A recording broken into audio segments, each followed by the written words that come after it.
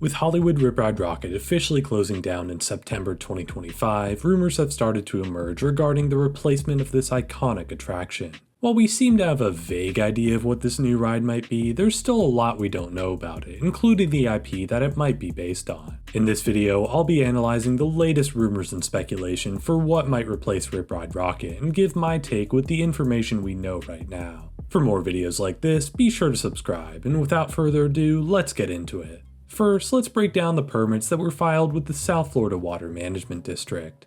As reported on by Orlando Park Stop, permits filed by Universal Orlando specifically highlight the land where Rip Ride Rockit now sits, including some backstage area that will be used for the new attraction. In this slightly expanded area, Universal plans to build 2 new buildings for the ride, along with a smaller building closer to the park's entrance. While the permits do specifically state that this is for the removal of an existing attraction to replace it with a new one, not much else can be gleaned about this ride from these permits. There was a notice of commencement filed with roller coaster manufacturer Intamin a few weeks beforehand that could be related to the project, although there's nothing concrete to prove that's the case. Regardless, it does seem pretty likely that this new addition will be a roller coaster. Not only would it make sense to replace a roller coaster with another roller coaster, but it's about the only thing that this plot of land could fit. Rip Ride Rockit sits in a very specific area, crammed between sound stages and utilizing a very skinny plot of land. It's hard to imagine anything but a roller coaster fitting in here, especially considering that the lines at Halloween Horror Nights usually pass underneath it. Intamin would make a lot of sense as a manufacturer too, considering Universal seems to have a good relationship with them after the success of rides like Hagrid's Magical Creatures Motorbike Adventure and Jurassic World Velocicoaster. Right now, Intamin is working with Universal on Hiccup's Wing Gliders at Epic Universe and Fast and Furious Hollywood Drift at Universal Studios Hollywood, which suggests that this relationship will continue in the future. Not to mention, Intamin specializes in thrilling launch coasters, which would certainly make sense as a replacement for the thrilling Rip Ride Rockit. There are some questions remaining about what type of coaster this will be though. In terms of thrill level, while it's possible that it could be more of a family roller coaster, I'm inclined to believe that Universal would want to make this new attraction the major highlight of the park, like Velocicoaster and Stardust Racers are at their respective parks. I'd suspect that it'll be a launch coaster as well, considering that's Intamin's specialty and something that Universal recently loves. There has been some speculation that this could be a vertical launch coaster, which would make sense for a variety of reasons. First off, the coaster doesn't have a ton of space to work with, so having a launch face upwards rather than forwards gives a lot more wiggle room. Second, it would give the attraction a nice visual identity while paying respects to what came before it. Last but not least, it would create some diversity in their lineup of coasters, rather than being just another thrilling launch coaster. As much as I would probably dislike a vertical launch, I could see it happening in some form. At the same time, I know there are plenty of other people like me who hated that vertical lift on Rip Ride Rockit, so perhaps Universal wouldn't want to take that risk again. Even so, I think it's entirely within the realm of possibility.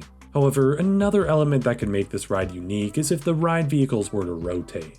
This is the big draw of the new Fast and Furious coaster coming to Universal Studios Hollywood, with each car appearing to drift as it makes its way through the layout. If this does come to fruition, it makes me hesitant that Universal would also want to make the ride have a vertical launch, since that would be combining 2 major gimmicks into one. If they had to pick just one, I do think that Universal would choose the spinning ride cars, if only because that would be a much more striking image. That leads us into the most interesting question with this new attraction though. Which IP will it be based on? Sure, there's a possibility that this will be an entirely original attraction, but considering the direction that both Universal and Disney have been going recently, I would bet on there being some big name attached to it. There's been a leading rumor regarding what name that will be for a while now, although a second option has been thrown around more and more over the last couple of days. For now, let's discuss the first and most likely option, which, of course, is Fast and Furious. Fast and Furious is arguably Universal's most popular franchise, topping the box office on multiple occasions and continuing to have a presence in pop culture today. Sure, the movies haven't been making quite as much domestically, but overseas, the franchise remains incredibly popular. If Universal were to go with the spinning ride car idea, Fast and Furious would fit in perfectly as a franchise, as it does over at Universal Studios Hollywood. All things considered, why not make a Fast and Furious Orlando drift to tie the 2 parks together? Well, there are some reasons they may not want to. The main reason is that Universal probably wants to make both parks seem compelling to visit, so creating a similar ride on both coasts may convince people that they don't need to go and see the other one. Even if the layout of the ride is completely different, on the surface they look basically the same. Another reason they might not want to do it is that they already have a Fast and Furious ride in the same park, even if it is widely regarded as the worst ride at the resort. It would give them a good reason to get rid of it, but then they'd have to find something else to fill that massive ride building. Even though I think the pros outweigh the cons here, there is a chance that Universal chooses to go with a different IP instead. This would allow them to use the same ride system as Fast and Furious in Hollywood while making the ride seem different enough to the average guest that both parks seem compelling to visit. The leading rumor in regards to that secondary option is Ghostbusters.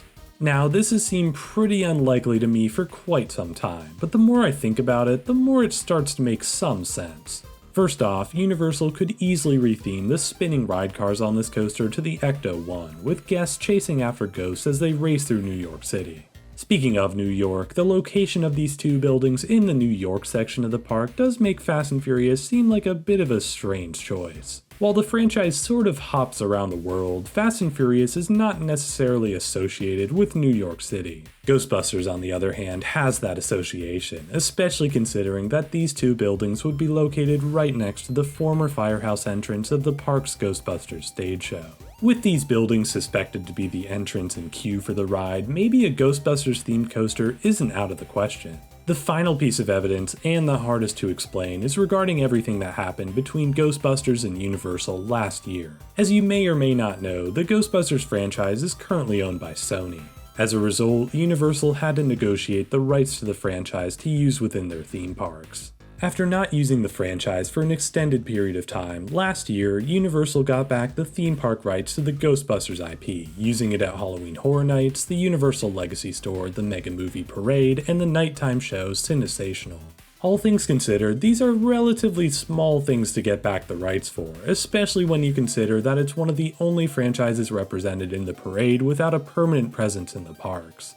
That said, what if this was only the beginning for Ghostbusters at Universal Orlando? What if this new coaster is themed to the franchise after all? Unfortunately, I'm still doubtful. Ghostbusters being owned by another party makes the whole thing a lot more complicated, especially when you consider that Universal could have the rights taken away at any point depending on the deal they made. It's possible they made a deal in perpetuity, but it's impossible to really know. Apart from that, the evidence pointing to this addition isn't exactly the strongest. The location of the entrance is somewhat suspicious, although there's really only a handful of places Universal could have put the entrance to begin with. In the end, there's not a lot of space to work with, and it may have just been a choice based on the layout Intamin came up with. Along with that, Ghostbusters as a franchise isn't nearly as popular as Fast and Furious is, at least when it comes to the box office. Sure, Ghostbusters is still plenty popular outside of these new movies, but it's still something for Universal to consider when making a decision. Finally, when it comes to Fast and Furious Supercharge, it is entirely possible that Universal could reuse certain elements of theming from that ride on this brand new coaster. That would make it cheaper for them and better for the park, considering they'd be doing us all a favor by closing down that ride. So, as of today, I'll be sticking with my guns and going with Fast and Furious. I don't think Ghostbusters is impossible, and it would be a much cooler addition, but Fast and Furious makes so much sense for the ride and for the park. It's possible that it could be neither and some other wacky property pops up, but as of right now, I'm guessing that we will see a new Fast and Furious coaster at Universal Studios within the next few years. But what do you think? Be sure to let me know in the comments down below, and check out my last video detailing the inevitable end of Rip Ride Rockit. Thanks for watching, subscribe for more, and I'll see you all next time.